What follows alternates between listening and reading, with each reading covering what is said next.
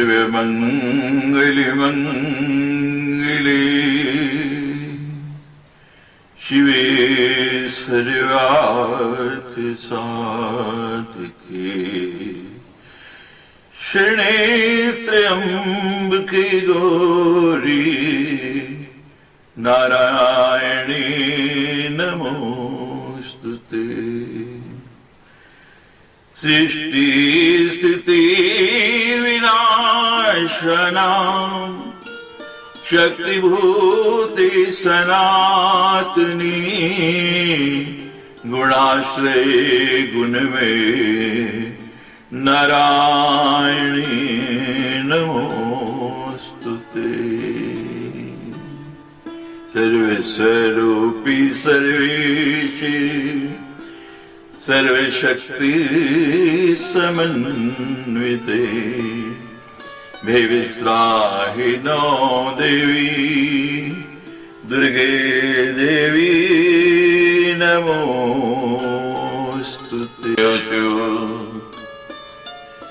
विष्णुनाम संभवै सूत कथितै शापिकारिणा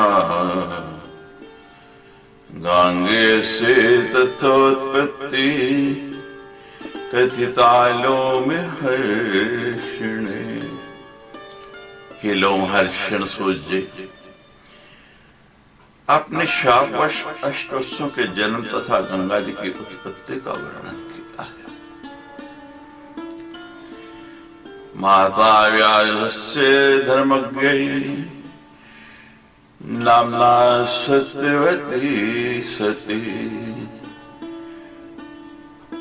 कथम शंतुना प्राप्ता माया गंधवती शुभा। तन्मा चक्षु विस्तारम दासीपुत्री कथम मृता। राज्ञा धर्म वरिष्ठेन संशयं छिन्दिसु। हे धर्मज्ञ, व्यास जी की सत्यवती नाम की साध्वी माता जो पवित्र गंध वाली थी, वे राजा शांतनु को पत्नी के रूप में कैसे प्राप्त हुई, यह हमें आप विस्तार के साथ बताइए। महान धर्मनिष्ठ राजा शांतनु ने निषाद पुत्री के साथ विवाह क्यों किया? इस सूरत आप हमारे इस संदेह का निवारण कीजिए। सूर्य कहने लगे, राजऋषि शांतनु सदा आखेट करने में तत्पर रहते थे। वे वन में जाकर अनेक वन के जानवरों का वध किया करते थे। राजा शांतनु केवल 4 वर्ष तक भीष्म के साथ उसी प्रकार सुख में रहे जिस प्रकार भगवान शंकर कार्तिकेय के साथ अनुकूल रहते हैं। एक बार वे महाराज शांतनु वन में बाण छोड़ते हुए बहुत से वन्य पशुओं का वध करते हुए किसी समय नदियों में श्रेष्ठ यमुना के किनारे जा पहुंचे। राजा ने वहां जाकर आती हुई उत्तम गंध को सूंघा। ऐसी सुगंध आ रही थी जो जीवन में उन्होंने कभी नहीं। उस सुगंध कहां से आ रही है, उसी दिशा में वो चल पड़े। वे बड़े असमंजस में थे, ये किस चीज की सुगंध है? निमंदारस्य गंधोयम मृगनामिवदस्य न चमकस्य न मालत्या न केत क्या मनोहरे। ना तो ये स्कंद मंदार पुष्प के है, न कस्तूरी के है, न मालती के है, न चंपा के है और न केतके की है। मैंने ऐसी अनुपम सुगंध का पूर्व में कभी अनुभव नहीं किया है। इस दिव्य सुगंधि को लेकर वायु बह रही है, वो मेरी घ्राण इंद्रियों को मुग्ध कर रही है। बार बार इसकी सुगंध मेरा मन विचलित कर रही है। उसी सुगंधि का अनुसरण करते हुए जिस दिशा से वो आ रही हो, वन में विचरण करने लगे। नदी तीरे संसितां चारुदर्शनम्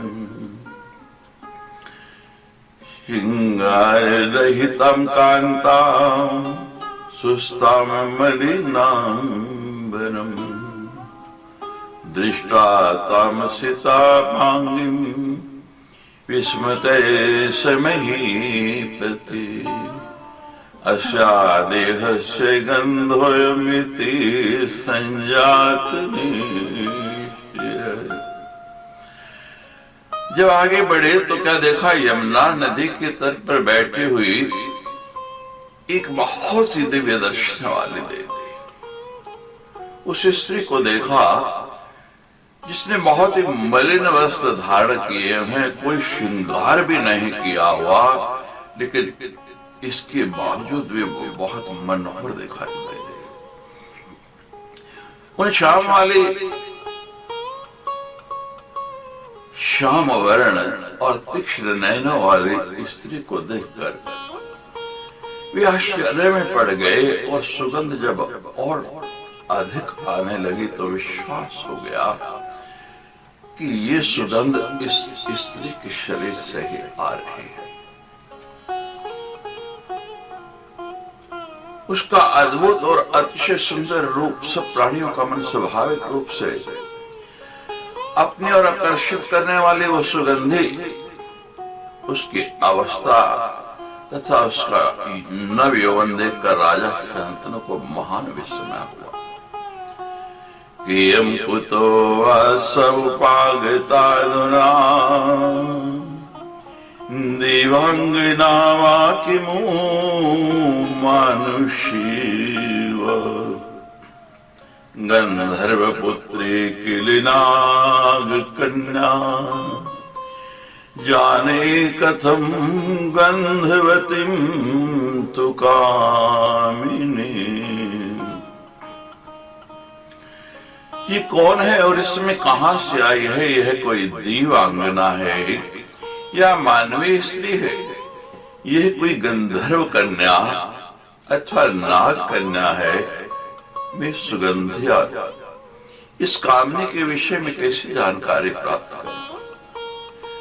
इस प्रकार विचार करके वे राजा जब कुछ निश्चय नहीं कर सके, तत्क्षण गंगा जी का स्मरण करते हुए वे काम के वशीभूत हो गए और तट पर बैठी हुई उस सुंदरी से उन्होंने पूछा, हे प्रिय, तुम कौन हो? किसकी पुत्री हो? हे वरोरु, तुम इस निर्जन वन में क्यों बैठी हुई हो? ये सुनाई नहीं, क्या तुम अकेली हो? तुम विवाहिता हो या कुमारी हो? ये बताओ। हे अराल नेत्रे, तुम जैसी मनोरमा स्त्री को देखकर मैं काम आतुर हो गया। हे प्रिय, विस्तार पूर्वक मुझे ये बताओ कि तुम कौन हो और क्या करना चाहती हो?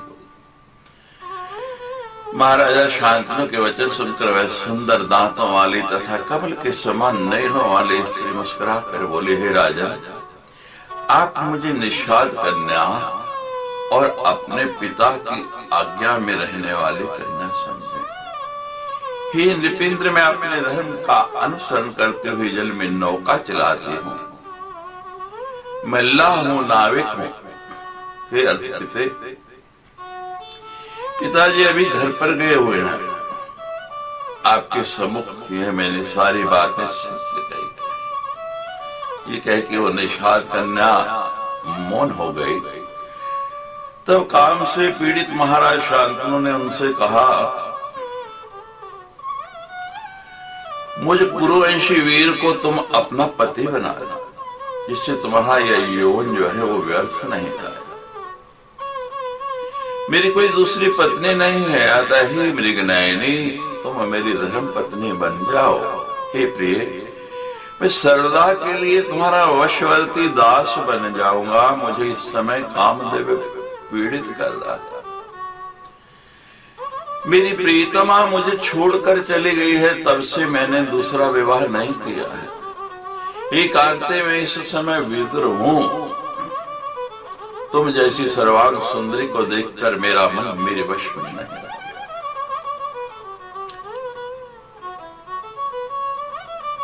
श्रुत्वामृता स्वादिरसं नृपस्य वचोतिरम्यं खलु दाशकन्या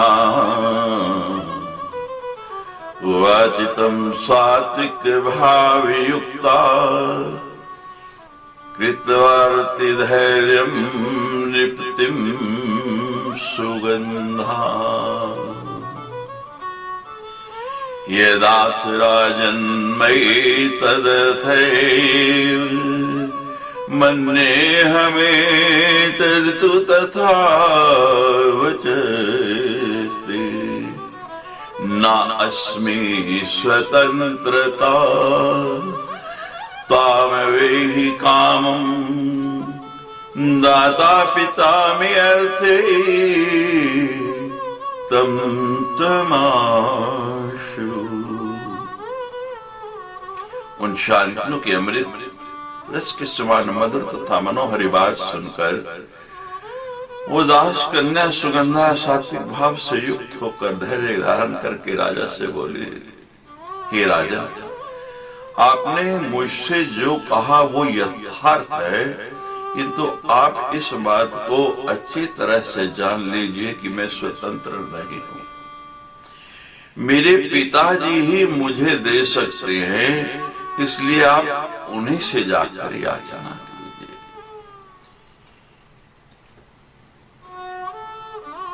न स्वेच्छाहम्यपि दासपुत्री पितुर्वशेऽहं सततं चरामि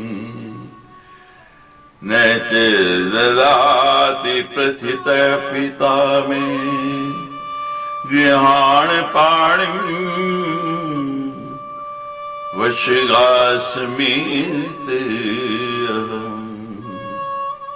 मैं एक निषाद कन्या होते हुए भी स्वेच्छाचारिणी नहीं हूं। आजकल के जो मॉडर्न युग चल रहा है, जमाना चल रहा है, वो इस निषाद कन्या से शिक्षा ले। मैं सदा पिता के वश में रहते हुए सब काम करती हूं। यदि मेरे पिता मुझे आपको देना स्वीकार कर ले तो आप मेरा पाणी ग्रहण कर लीजिए और मैं सदा के लिए आपके अधीन हो जाऊंगा। हे राजा, परस्पर आसक्त होने पर भी कुल की मर्यादा तथा परंपरा के अनुसार धैर्य धारण करना चाहिए। सूर्य कहते हैं, उस स्कंदा की यह बात सुनकर वो कामोत्तर राजा जो है उसे मांगने के लिए निषाद राज के घर पहुंच गया। जब उन निषाद राज ने शांतनु को अपने घर आया हुआ देखा तो बड़ा आश्चर्य हुआ कि आज राजा मेरे घर। उन्हें दोनों हाथ जोड़ के प्रणाम किया और वो निषाद कहने लगा, दृष्ट्वा नृपतिमायान्तं दाशोऽति विस्मितं गते प्रणामे निप्ते कृत्वा कृताञ्जलिर्भाषत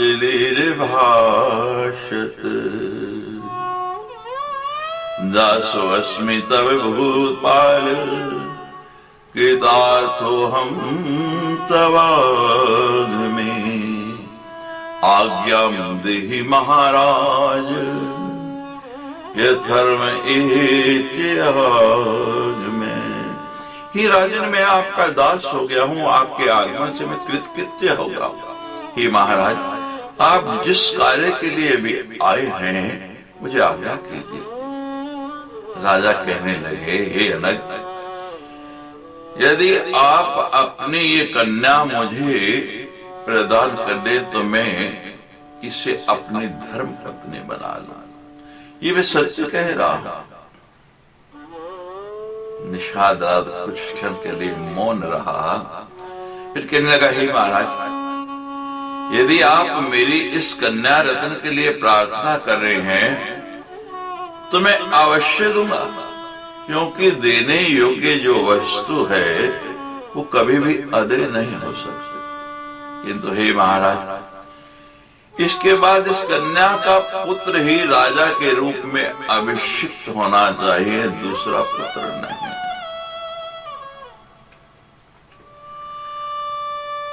निषाद की बात सुनकर राजा शांतनु चिंतित हो गए।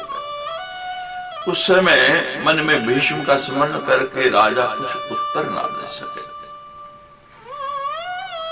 तब कामातुर तथा चिंतित राजा राजमहल में वापस आ गए। उन्होंने घर आकर न स्नान किया न भोजन किया, और उस दिन उनको नींद में नहीं आ रही। मन उसी मत्स्य गंधा नहीं, अब सुगंधा हो गई है, योजन गंधा हो गई, उसमें रम गया। ऋषि के संयोग से उनका रूप भी बहुत निखर आया। जब उन्हें चिंतित देखा तो पुत्र देवव्रत राजा के पास जाकर उनकी इस चिंता का कारण पूछने लगे। हे नृपशेष, कौन सा ऐसा शत्रु है जिसको आप जीत न सके? मैं उसे आपके अधीन कर दूंगा।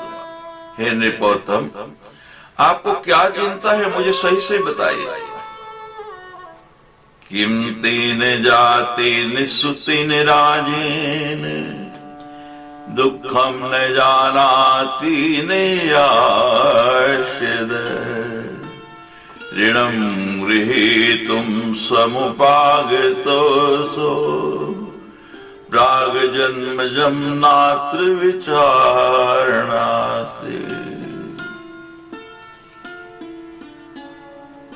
विमुच्य राज्यम रघुनंदनोपि, ताताज्ञादाशरथ्यस्तु रामे, वनम गतो लक्ष्मण जानकीभ्याम,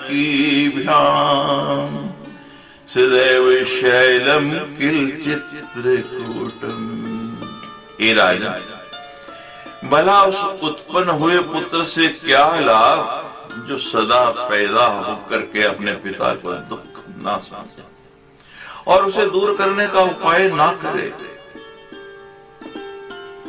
ऐसा पुत्र तो पूर्व जन्म के किसी ऋण को वापस लेने के लिए यहाँ आता है, इसमें किसी प्रकार का कोई संदेह नहीं है।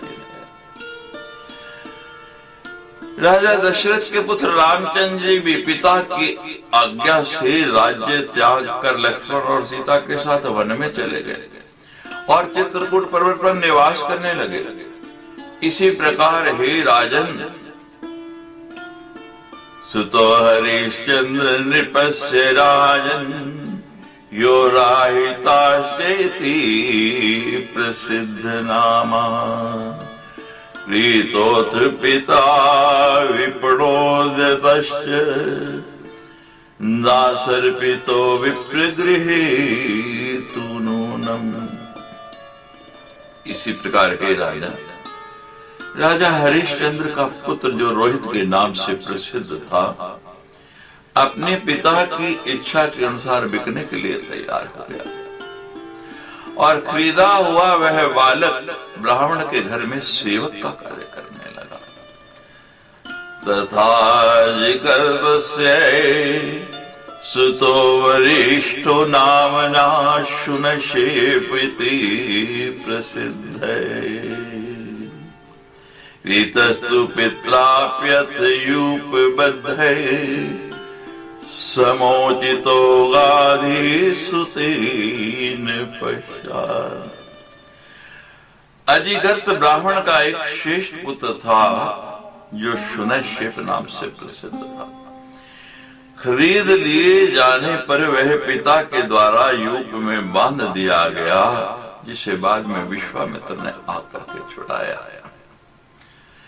पित्राज्ञा जामदगेन पूर्वं छिन्नं शिरे मातुरिति प्रसिद्धम् अकार्यम्याचरितं चेतेन गुरोरुज्ञा च गरीयसी कृता। अनेक घटनाएं भरी पड़ी है। पूर्व काल में पिता की आज्ञा से परशुराम ने अपनी माता जी का सिर काट लिया था, ऐसा लोक में प्रसिद्ध है।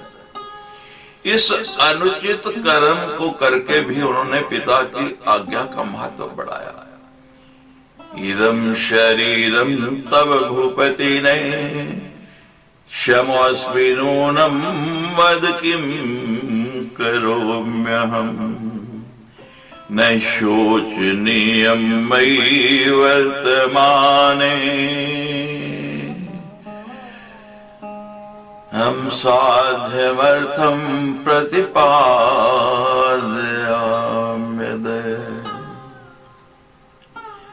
हे पृथ्वीपते, ये मेरा शरीर आपका ही है।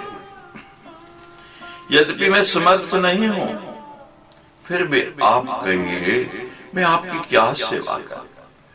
मेरे रहते हुए आप किसी प्रकार की चिंता नहीं कीजिए। मैं आपका असाध्य से असाध्य कार्य भी पूर्ण करूंगा। हे राजन, आप बताइए कि आपको किस बात की चिंता है। मैं अभी धनुष लेकर उसका निवारण कर दूंगा। यदि मेरे शरीर से भी आपका कार्य सिद्ध हो सके तो मैं आपकी अभिलाषा पूर्ण करने को तत्पर रहूंगा। देखतम सुतम पितृर्थम क्षमोपि सन प्रतिपाद्य जातिन किम तेन सुतेन कामम पितुर्न चिंतामि समुदर्यद्य। उस पुत्र को धिक्कार है जो समर्थ होकर के भी अपने पिता की इच्छा को पूर्ण नहीं करता है। जिस पुत्र द्वारा पिता की चिंता दूर नहीं हो, उस पुत्र के जन्म लेने का भी कोई प्रयोजन नहीं है। सूजी बोले, अपने पुत्र गांगे का वचन सुनकर महाराज शांतनु मन में लज्जित होते हुए उससे शीघ्र ही कहने लगे, हे पुत्र, मुझे यही महान चिंता है कि तुम मेरे इकलौते पुत्र हो। यदि तुम बलवान, स्वाभिमानी, रणस्थल में पीठ ना दिखाने वाले और साहसी पुत्र, तो भी केवल एक पुत्र होने के कारण मुझे पिता का जीवन व्यर्थ है। क्योंकि यदि कहीं किसी समर में तुम्हें अमर गति प्राप्त हो गई तो मैं असहाय होकर क्या करूंगा। वर्तमान में सभी लोग केवल एक संतान चाहते हैं। शांतनु दूसरा विवाह क्यों करना चाहते हैं? केवल इसीलिए कि गंगा तो चली गई, लेकिन यदि एक संतान को कुछ हो गया तो कुल खत्म। वो कहने लगे, मैं इसीलिए आजकल दुखित रहता हूं हे पुत्र, इसका कोई दूसरा कारण नहीं है जिससे मैं तुम्हारे सामने कहूं। सूर्य कहते हैं, ये सुनकर गांगे ने वृद्ध मंत्रियों से पूछा कि लज्जा से परिपूर्ण महाराज मुझे कुछ बता नहीं रहे हैं। तदा कर्यार्थ गांगेयो मंत्री वृद्धान प्रेक्षते निमाम वदति भूपालो लज्जाद्य परिकुलुदय। आप लोग जाके राजा की भावना को जानकर सही और निश्चित कारण मुझे बताइए, मैं प्रसन्नता पूर्वक उसको संपन्न करूंगा। गांगे की ये बात सुनकर मंत्रीगण राजा के पास गए और सब कारण सही सही जानकर उन्होंने युवराज दिव्रत को आकर वो कह दिया। तब उनका अभिप्राय जानकर वो विचार करने लगे कि मुझे क्या करना चाहिए। मंत्रियों के साथ गंगा पुत्र देवराज उस निषाद के घर के लिए शीघ्र ही वहां से चल पड़े और प्रेम के साथ विनम्र होकर वहां पहुंचकर उससे कहने लगे, पितृदेहि सुतां त्यज्य प्रार्थयामि सुमध्यमाम् माता मे अस्तु सुतेयं ते दासुरम्या से परम तप। हे परम तप, आप अपनी ये सुंदर कन्या मेरे पिताजी के लिए प्रदान कर दें। नियम तो ये है कि पिता पुत्र के लिए कन्या का हाथ मांगने आता है, लेकिन यहाँ परिस्थिति कुछ ऐसी है कि मैं अपने पिता के लिए आपसे कन्या मांगने के लिए आया हूँ। मैं आपसे यही प्रार्थना करती हूँ, आपकी ये कन्या जो है वो मेरी माता हो और मैं सेवक बनकर इनकी सेवा करूं। वो दासराज कहने लगे, तुम ब्राह्मण महाभाग पत्नीम कुरु निपातमज पुत्रोस्यान भवेद राजा वर्तमाने हे महाभाग, हे नृपनंदन, आप स्वयं इनको अपने भार्या बनाइए, क्योंकि आपके रहते हुए इसका जो पुत्र है वो राजा नहीं हो सकेगा। राज्य तो आपको मिलेगा, क्योंकि नियम है बड़ा पुत्र ही राज्य का उत्तराधिकारी होता है। मातयम मम दाशे राज्यम न एव करोम्यहम् पुत्रोस्या सर्वथा राज्यम करिष्यति न संशय।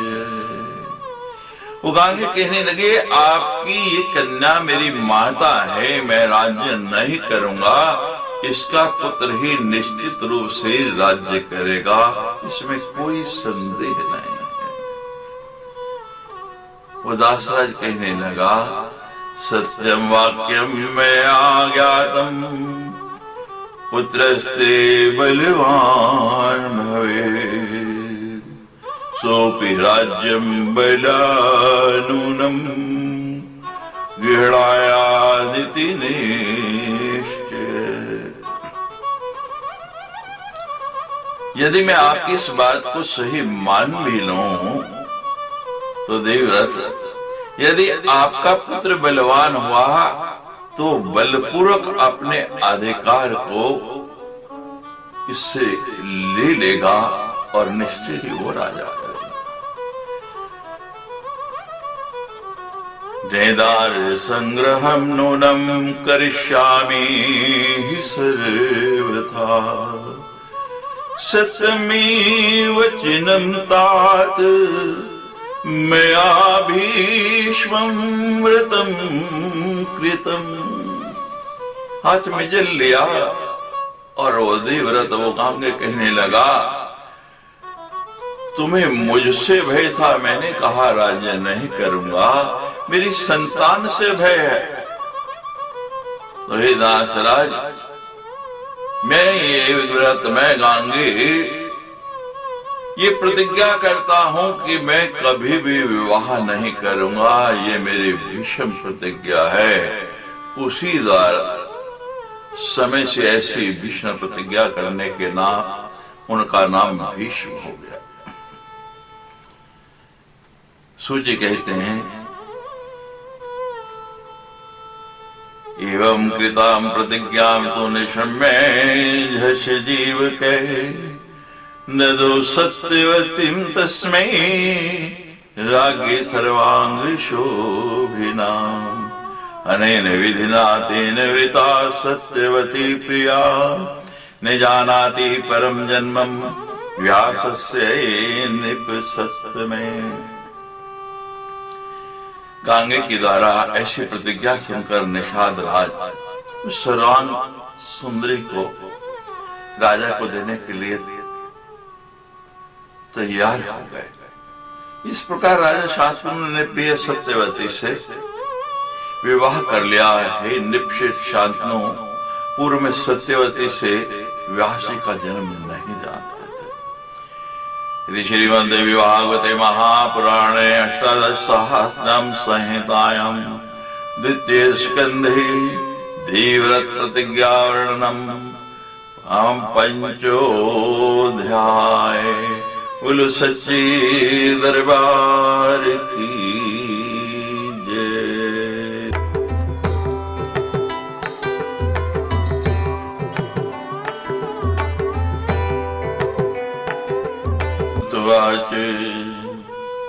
एवं सत्यवती तेन वृता शंतनुना किल। दो पुत्रो चेतया जातो मृतो काल विषादपि। व्यास वीर्यात् संजातो धृतराष्ट्रोर्दन्देव च। मुनिं दृष्ट्वात् कामिन्या नेत्र सम्मीलने कृते। सूर्य कहने लगे, इस प्रकार उन शांतनु ने सत्यवती से विवाह कर लिया। उससे दो पुत्र चित्रांगद और विचित्र वीर्य उत्पन्न हुए और कालवश वे दोनों मृत्यु को भी प्राप्त हो गए। पुनः व्यास जी के तेज से धृतराष्ट्र उत्पन्न हुए, जो जन्म से अंधे थे, क्योंकि मुनि को देखकर उस स्त्री ने अपने नेत्र बंद कर लिए थे। श्वेतरूपाय तो जाता दृष्ट्वा व्यासं नृपात्मजा। व्यास कोपासमुत्पन्न पांडुतीर्ण संशय। उसके बाद छोटी रानी व्यास जी को देखकर पीली पड़ गई, जिससे व्यास जी के कोप के कारण उसे पीतवर्ण पांडु का जन्म हुआ। इसमें कोई संदेह नहीं है। निपुण दासी ने व्यास जी को संतुष्ट किया, जिसके परिणाम स्वरूप धर्म के अंश सत्यवादी तथा पवित्र विचारों वाले विदुर जी बड़ा होने पर अंधे होने के कारण धृतराष्ट्र को राज्य नहीं दिया गया, और छोटे होते हुए भी पांडु को मंत्रियों ने राज सिंहासन पर अभिषिक्त कर दिया। भीष्म की सम्मति से महाबली पांडु को राज्य प्राप्त हुआ तथा प्रतिभा संपन्न विदुर जी मंत्रणा के कार्य में नियुक्त कर दिए गए। धृतराष्ट्र द्वे भारे गांधारे सोबली स्मृता। द्विया च तथा वैश्या गार्हस्थ्येषु प्रतिष्ठिता। धृतराष्ट्र की दो स्त्रियां, उनमें पहली सुबल पुत्री गंधारी कही गई है और दूसरी एक वैश्य की पुत्री थी, जो गृह कार्यों में प्रतिष्ठित की गई। पांडवरपि तथा पत्न्यो द्वे प्रोक्तम वेदवादिभिः। शूरसेनी तथा कुंती माद्री च मद्रदेशजा। वेदवादी ब्राह्मणों ने पांडु की भी दो पत्नियां बताई हैं, एक शूरसेन की पुत्री कुंती और दूसरी मध्य देश की राजकुमारी माद्री। गांधारी ने परम सुंदर 100 पुत्र उत्पन्न किए और वैश्या रानी से यशस्सु नाम का एक कांतिमान और प्रिय पुत्र। कुंती ने कुमारी अवस्था में ही अपने पिता के घर में रहते हुए कुंतीम च प्रथम कन्याम सूर्योत्कर्णम मनोहरम शुशुवे पितृगृहस्थे पाश्चात्य पांडु परिगृहा। सूर्य से कर्ण नाम का एक सुंदर पुत्र उत्पन्न किया था। उसके बाद कुंती का विवाह पांडु से हुआ। ऋषि कहने लगे कि मैं तो सुचित्रम तम भाषा से मुनि सत्तम जनिते सुते पूर्वम पांडुना सविवाहिता। सूर्यात् कर्ण कथम जाते कन्यायां मद विस्तरा। कन्या कथम पुनर्जाता पांडुना सविवाहिता। हे मुनिवर सूत जी, आप ये कैसी आश्चर्यजनक बात कर रहे हैं? पहले पुत्र उत्पन्न हुआ और बाद में पांडु के साथ कुंती का विवाह हुआ। सूर्य के द्वारा कन्या कुंती से कर्ण की उत्पत्ति कैसे हुई और पुत्र उत्पन्न करने के बाद भी वह कुंती पुनः कन्या कैसे रह गई, जो पांडु के साथ उसका विवाह हो गया, ये सब कुछ आप हमें विस्तार पूर्वक सुनाइए। सूर्य कहने लगे, हे द्विजगण, शूरसेन की यह पुत्री कुंती जब शिशु थी, बालिका थी, तब राजा कुंती भोज ने उस सुंदर कन्या को मांग लिया। उन्होंने उस चारुहासिनी कन्या को अपनी पुत्री बनाकर रखा हुआ था, उसे अग्निहोत्र के काम में नियुक्त कर रखा था। एक बार महर्षि दुर्वासा वहां पहुंचे और वे वहां चतुर्मास के लिए वहीं ठहरे। उनकी सेवा में कुंती को लगा दिया गया। कुंती ने उनकी बहुत सेवा की, जिससे वो मुनि संतुष्ट हो गए और संतुष्ट होने के बाद ददो मंत्रम शुभम तस्य येनाहुतै सुरै स्वयं समायाति तथा कामं पूरयिष्यति वांछितम्। एक ऐसे मंत्र का उपदेश दिया जिसके प्रयोग से आवाहित किए देवता स्वयं उपस्थित होंगे और उसकी अभिलाषा पूर्ण करेंगे। दुर्वासा मुनि के वहां से चले जाने पर अपने घर में बैठी हुई कुंती उस मंत्र के परीक्षण के लिए सोचने लगे। मन ही मन विचार करने लगी कि मैं किस देवता का ध्यान करूं, किसका आह्वान करूं। उसी समय पूर्व दिशा में सूर्य उदित हो रहे थे। उन उदित हुए सूर्य को जब देखा तो उस कुंती ने मंत्र का उच्चारण करके सूर्य का आह्वान कर लिया। तब सूर्य अपने मंडल से अत्यंत सुंदर मनुष्य का रूप धारण करके आकाश से कुंती के पास उसके भवन में उतर गए। दृष्टा देवं समायांतम कुंती भानुम सुविस्मिता।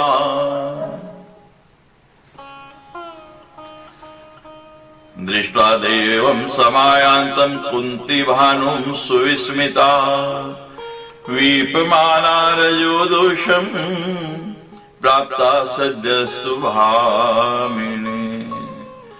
सूर्यदेव को आते हुए देखकर कुंती आश्चर्यचकित हो गई। वे सुंदरी कांपती हुई तत्काल रजोधर्म को प्राप्त हो गए। उस समय सुंदर नेत्रों वाली कुंती हाथ जोड़कर खड़ी हो गई और सूर्य से बोली, मैं आपके दर्शन से प्रसन्न हो गई हूं, अब आप वापस अपने मंडल को जाइए। सूर्य कहने लगे, हे कुंती, तुमने मंत्र बल से मुझे क्यों बुलाया है? तुम मुझे बुला करके भी अपने सुपक्षित अपने सामने उपस्थित मुझे सूर्य की सेवा क्यों नहीं करती हो? ये चारुलोचने, मैं इस समय कामार्थ हूं, अतः प्रेम के साथ मेरा से करो। मंत्र के द्वारा अधीनता को प्राप्त मुझको तुम विहार करने के लिए ले चलो। वो कुंती कहने लगे, कन्यास्माहं तु धर्मज्ञ सर्वसाक्षिन्न माम्यहम् तव आप्यं न दुर्वाचा कुल कन्यास्मि। हे धर्मज्ञ, मैं अभी कन्या हूं। हे सर्व साक्षी, मैं आपको प्रणाम करती हूँ। हे सुव्रत, आप मेरे प्रति अनुचित बात ना कहे, क्योंकि मैं कुलीन कन्या हूं। और सूर्य कहने लगे, लज्जा में महती चाद्य यदि गच्छामि अहं वृथा वाचितं सर्वदेवानां यस्यम्यत्र न संशय। यदि मैं इस समय व्यर्थ लौट जाता हूं तो मेरे लिए बड़ी लज्जा की बात होगी और मैं सभी देवताओं में निंदा का पात्र बनूंगा, इसमें संशय नहीं है। हे कुंती, शास्यामि तं द्विजं चाद्ययेन मन्त्रैः समर्पितैः तं च विसुवृशं कुन्ती नाचिन्मां तं भविष्यसि। ये कुंती, यदि तुम मेरे साथ रमण नहीं करोगे तो मैं अभी तुम्हें भी तथा उस मुनि को भी जिसने तुम्हें यह मंत्र दिया है शाप दे दूंगा। हे सुंदरी, तुम्हारा कन्या धर्म स्थिर रहेगा, इस रहस्य को कोई जान नहीं सकेगा। तथा हे वरान्य, तुम्हारे उदर से, तुम्हारे गर्भ से मेरे समान हे दूसरा सूर्य जैसा पुत्र उत्पन्न होगा। यह कर सूर्य अपनी और आसक्त मन वाली एवं लज्जाशील उस कुंती से संसर्ग करके और उसे मनोवांछित वरदान देकर वहां से चले गए। गर्गम ददार शुश्रोणी सुवते मंदिरे स्थिता धात्री वेद प्रिया चैका निमाता न जने तथा गुप्ते सज्जाने जाशस्त्वदेव मनोहरे के जानाति रम्येण कुंडलाभ्याम समन्विते। इस प्रकार उस श्रेणी कुंती ने गर्भ धारण किया और वह अत्यंत कुपतवान में रहे। केवल उसकी एक प्रिय दासी ही इस रहस्य को जानती थी। कुंती के माता पिता भी इसको नहीं जान सके।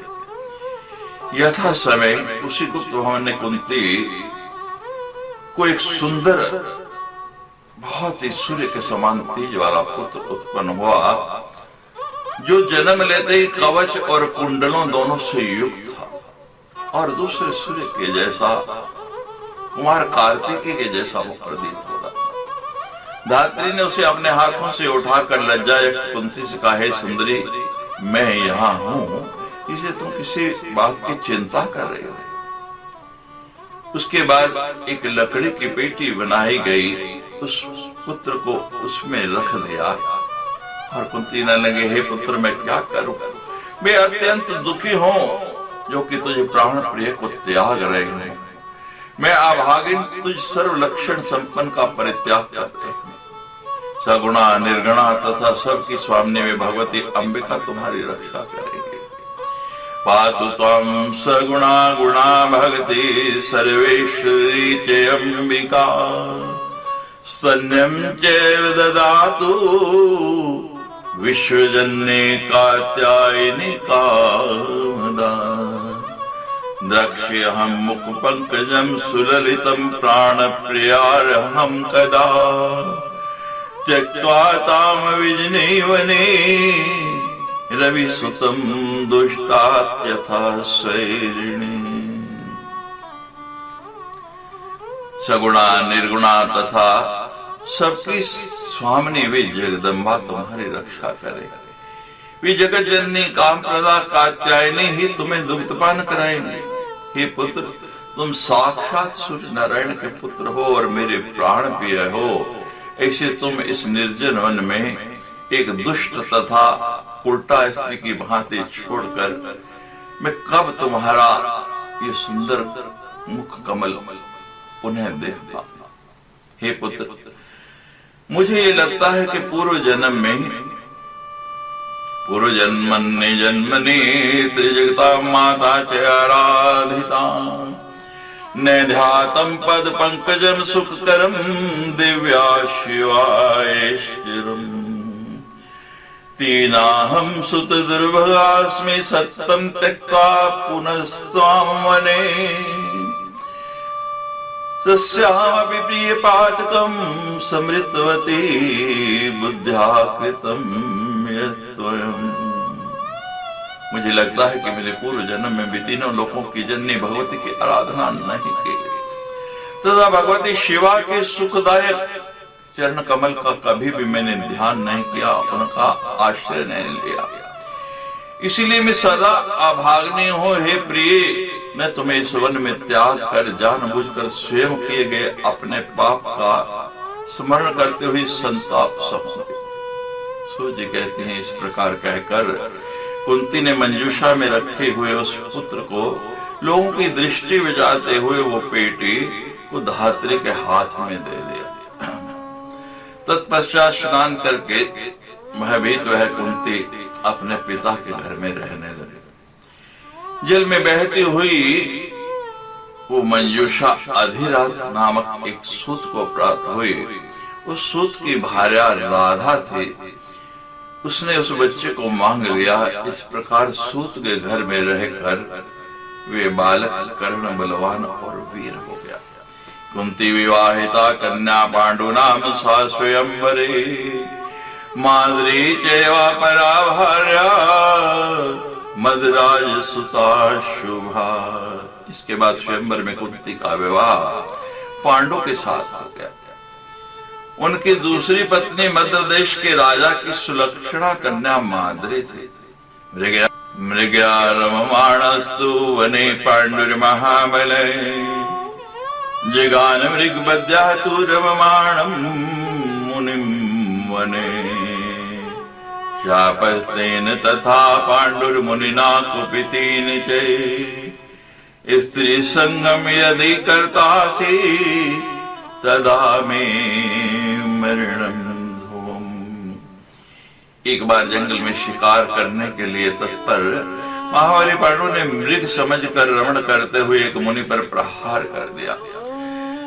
तब कुपित होकर उस मुनि ने पांडु को श्राप दे दिया कि यदि तुम स्त्री के साथ संसर्ग करोगे तो तुम्हारी मृत्यु उसी क्षण हो जाएगी, ये निश्चित है।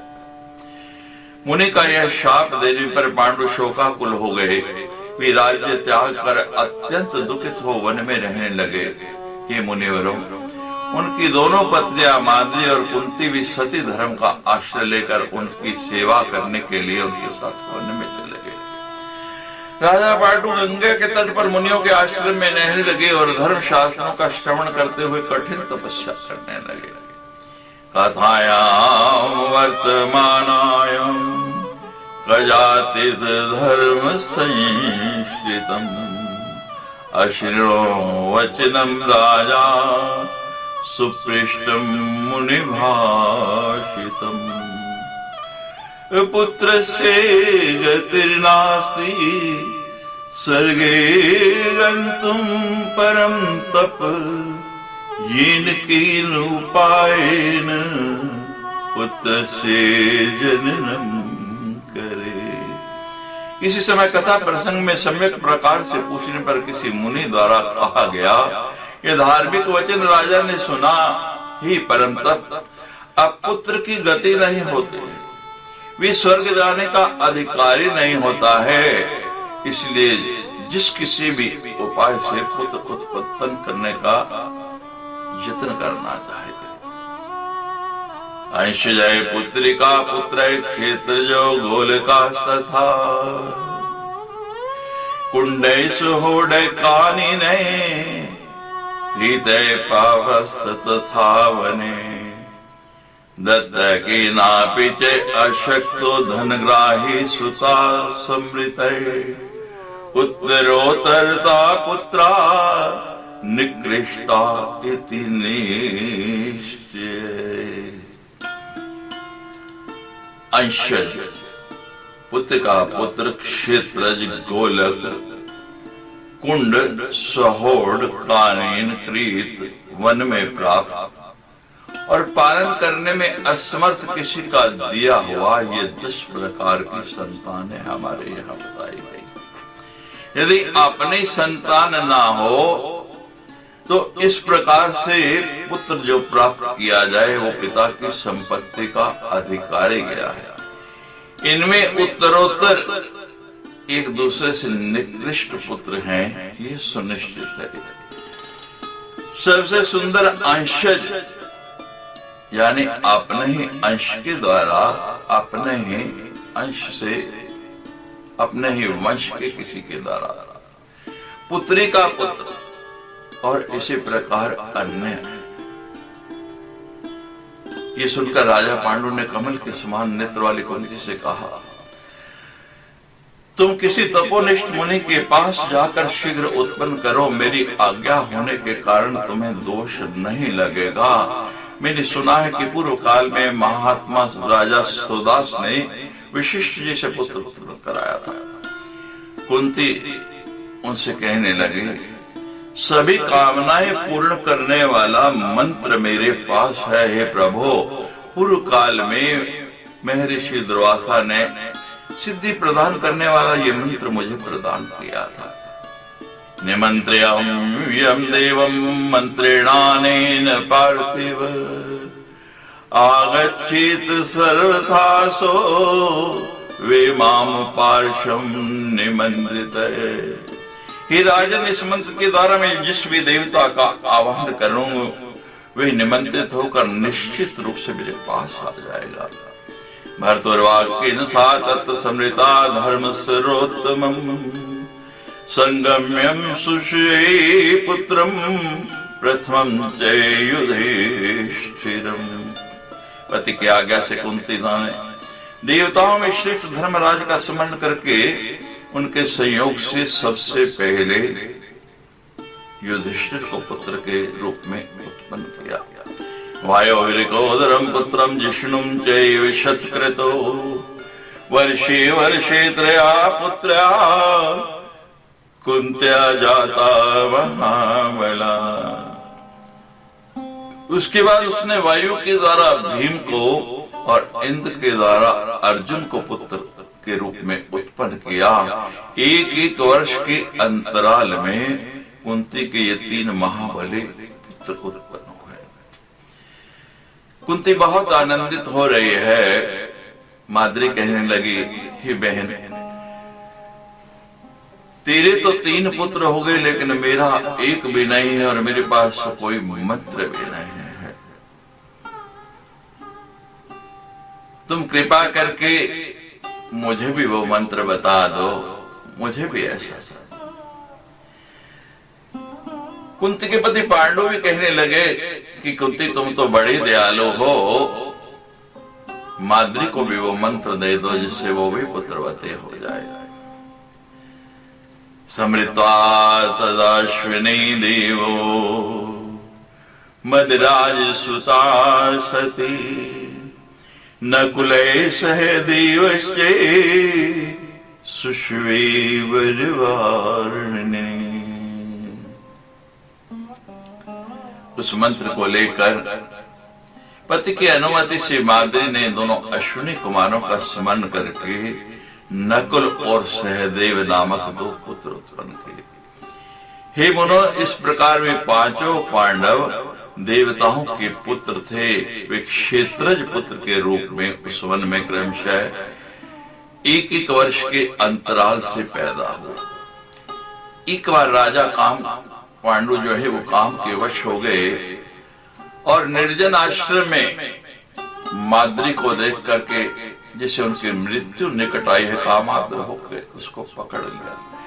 माद्री के द्वारा बार बार मना करने पर, नहीं नहीं कहने पर भी बलपूर्वक अपने उस प्रिया का आलिंगन कर लिया और देव शाप के कारण वो पृथ्वी पर गिर पड़े। यथा वृक्षगता वल्ली छिन्ने पतति वै द्रुमे तथा सा पतिता बाला कुर्वन्ति रोदिनं बहु। जैसे वृक्ष पर चढ़ी हुई लता वृक्ष के कट जाने पर गिर पड़ती है, वैसे ही वह रानी माद्री भी बहुत रोदन करते हुए गिर पड़े। शोर को सुनकर कुर्ती वहां आ गई, सभी बालक और महाभाग मुनिगण भी आ गए।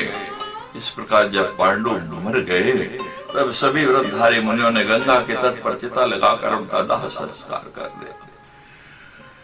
उसके बाद अपने दोनों पुत्र कुंती को सौंप करके सती धर्म का पालन करते हुए माद्री सत्य की कामना के साथ उन्हीं के साथ सती हो गए।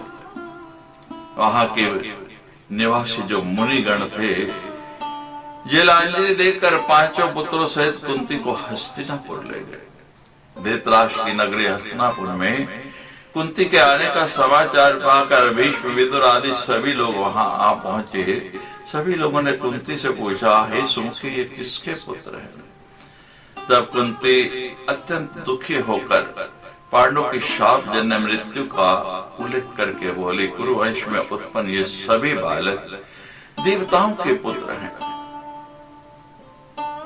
उन्हें विश्वास दिलाने के लिए तानुआसुराणां वै पुत्रा कुरु कुलोद्भवा विश्वासार्थं समाहूता कुंत्या सर्वे सुरा तदा। सभी देवताओं का आवाहन किया। वे सभी देवता आकाश में प्रकट हो गए और उन्होंने अनुमोदन कर दिया कि निस्संदेह ये हम लोगों के ही पुत्र हैं। भीष्म ने देवताओं के वचन का अनुमोदन किया तथा कुंती के 5 पुत्रों का स्वागत किया। गता नागपुरम सर्वेतानादय सुतान्वधूम भीष्मादय प्रीत चित्ता बाल्या सुरतते एवं पार्था समुत्पन्ना गांगेयनाथ पालिता। उसके बाद उन पुत्रों तथा वधु पुत्रवधि को लेकर भीष्मादि सभी लोग हस्तिनापुर चले गए और प्रसन्न चित्त होकर प्रयत्न पूर्वक उनका पालन पोषण करने लगे।